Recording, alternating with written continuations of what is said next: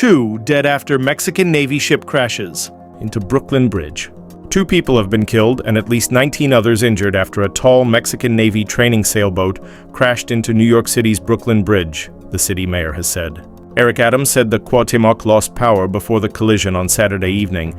U.S. officials said 277 people were on board the vessel, which was on a goodwill visit. Footage shows the Cuauhtémoc's towering masts clipping the bridge as the ship was passing under the famous structure on Saturday evening. Crew members were standing on the masts at the time of collision, authorities said, which snapped and fell to the deck. New York City Mayor Eric Adams said on X that 2 people died and 19 were injured, including 2 of whom were in critical condition. A total of 277 people were on board. The mayor earlier said that Brooklyn Bridge had not suffered any major damage, and U.S. officials said no one had fallen into the water. Mexico's Navy had earlier put the number of injured at 22. It said the incident was being investigated.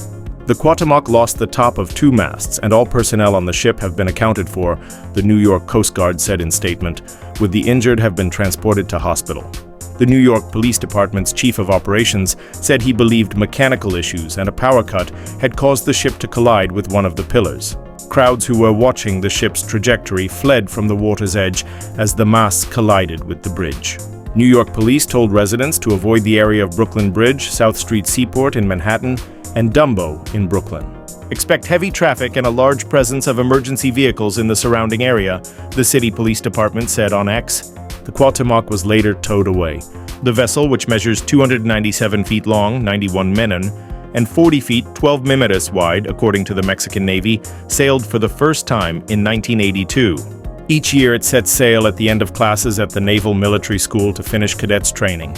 This year it left the Mexican port of Acapulco on April 6th with 277 people aboard, the Navy said.